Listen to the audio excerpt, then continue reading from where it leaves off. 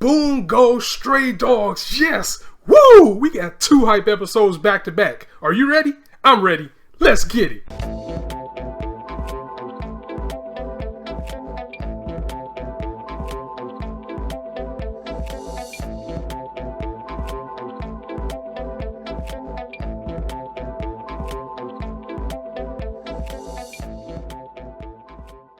Now, before I get into the video, I usually save this for the end, but I want to do it at the beginning this time.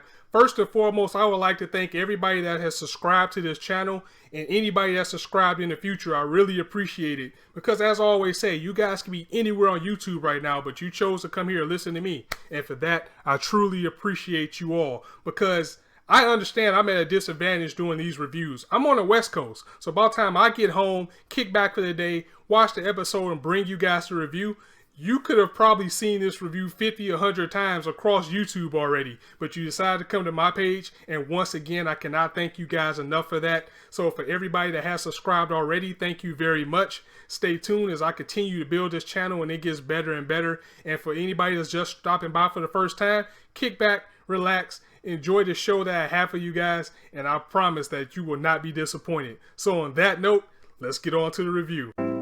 What is up? It's your boy Infrar-Ed. Welcome to the Scott Reports. Today I bring you an anime review of Bungou Stray Dogs episode 6. And man, I really enjoyed last week's episode with Rando, and I really enjoyed this episode as it was very Kunikida heavy as he was the feature. And once again, we get another great episode of Bungou Stray Dogs. Again, I am pretty much content with the pace that this series is going on, and if it keeps on the path that it's going right now, I can tell that it's only going to get better and better as this has 24 episodes, so we got a good way to go with this series, and I can't help but again have just a big smile on my face after the way this episode went about. So without further ado, let's get down to the breakdown. So for this episode, we start off once again, as I say, this was a Kunikida heavy episode as we start off with him explaining that his entire life is written in that book that he calls Ideal. Everything to the T, as we get to peel back some layers of him as a character. We already know how he is. He's a real stickler, but we also learn that he's real time oriented. He likes to be prompt. He likes to be on time, and every little thing about his life he keeps in the book. So our episode starts off, which seems to be a pattern, with Asushi calling him in for help, and as he goes there 10 seconds earlier than he promised he'll be there, may I add, he actually waits to 10 seconds before he goes in the door. He finds Daizai and he is lit. Daizai is just going crazy right now as he just took some shrooms. I mean straight up Mario Brothers 1-up looking shrooms with a big bite out of it, as he took some mushrooms to try to poison himself as a way for suicide. However, it wasn't poisonous after all. It just got him high as hell and he is just bouncing off the walls. Voice is crazy and everything. So Kunikida's kind of irritated. He's looking like, you brought me in here for this? Another trick for this guy trying to kill himself? Come on, man, I got better things to do. And it is here that the president sends our crew on the mission of the week, as Asushi is just going to be along for the ride as usual, as our crew investigate a string of murders, or abduction and murders, that's going on through the city of Yokohama. Now they get a tip about who is causing these murders from a hacker, and the tip is called the Azure Messenger. But before they go out and go to the destination where it is, Kunikida wants to stop by and check the source itself first, and that is in the form of a hacker and somebody that has history with Kunikida, as he mentions that the kid's father has passed and he's just wondering if he's doing okay. So this hacker, you know, he gives him a little bit of crap about telling him that he's too much of a stickler. He needs to relax. He needs to kick back and find him a good woman. As Daizai even jokes that Kunikida writes everything in his book, even down to his perfect mate is in this book, and he also says that he's going to find the perfect woman and marry in 4 years, as he follows this book almost to a T, which is a good source of laughter for the episode.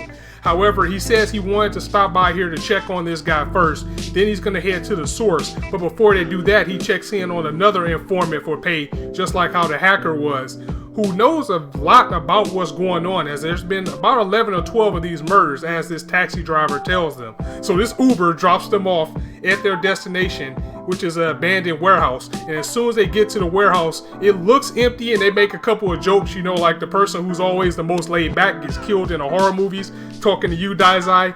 And they just have a little bit of fun until they hear a woman scream for help. So they rush to the case to find it, and they see that this woman is encased in a trunk of water, and she's actually about to drown, but they save her in time. We find out this lady's name is Sasaki, and she is a college professor who doesn't remember anything about her abductor because she passed out. So all she remembers is just a little bit before she got there. She has no memory about who took her and what for.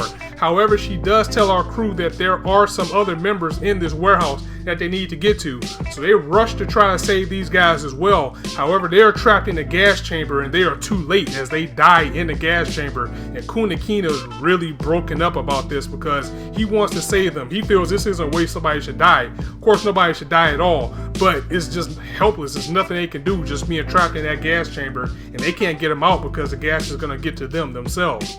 So we fast forward a little bit to the infirmary where the girl is saved. And Kunikida, you know, you can tell he kind of likes her a little bit. And Daizai is giving her crap about it as well. Like, are you sure this is your type of woman? You know, I like all types of women, but you have a certain type. So he gives Kunikida a little bit of a hard time about that. But he kind of brushes it off, and again, he goes about his ideals, how everything is written in this book. As Sushi looks through it, he sees it as well. He sees his ideal woman, like, okay, I don't have a problem with that.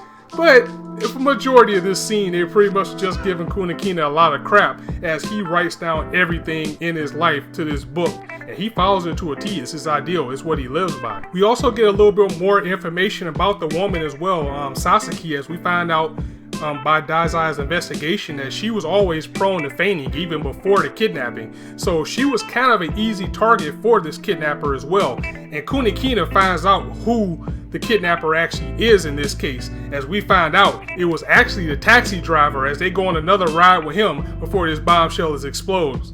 See, you see that the taxi driver, tourists would be perfect for him because he sees people all the time, so it's easy for him to pick up. What he was doing was taking people and using gas to kidnap them. He was knocking them out with gas and taking them to this abandoned warehouse to the black market, and was actually selling their organs on the black market after they were killed. So that's how he was making his money. Once this is found out, the driver starts to plead for protection because if this is found out, he's probably going to be killed, as he says he's actually working for somebody to do this. He wasn't doing it on his own accord. As they start to press on who it was, all of a sudden our crew is attacked by the Port Mafia, as we find out that's who he was working for. So the Port Mafia is outside. There's some guys just shooting at them in the taxi. The taxi driver gets away as Kunikida sends Daizai to get the taxi driver, and he tells Atsushi to go call for help. Before he even has a chance to think, out of nowhere comes Rashomon, and out of nowhere it looks like a Kunikida has arrived. And Kunikida, he's a smart man. He knows he cannot mess with a Kunikida right now. And he's not going to try to fight him hands on. That's stupid. However, he does use his brain, as before a Kunikida showed up, he used his book to use an ability to make a flash grenade that distracted the guards. Then he also shot past a Kunikida, who kind of laughs at him like, if you're going to try to take me out, the least you can do is aim straight. I wouldn't even have to use Rashomon to kill you. However, our boy had a plan, as he shot the pipe behind the Kunikida, making a puddle of water behind him. He then uses his ability again to make a stun gun and put it into the water, which shocked the Kunikida. It didn't take him out, but it shocked him to the point that it caused him to go back. And he commends Kunikida for doing this. He's saying, you know what? You're pretty good. That was a smart strategy. You're worthy of being Daizai's right-hand man. So the cops are on their way now, and as he hears the sirens, the Kunikida decides to flee the scene right now, vowing that he will be back for revenge one day against the armed detective agency. After he escapes, more detail is also given on how the taxi driver was getting his victims. How he was keeping himself undercover is that after he abducted the people, he was taking their clothes and everything, and he was still going to the hotel and checking in as these people. However, Kunikida pointed out that he had the same height and build in all of the cameras that they found for these people that was checking in.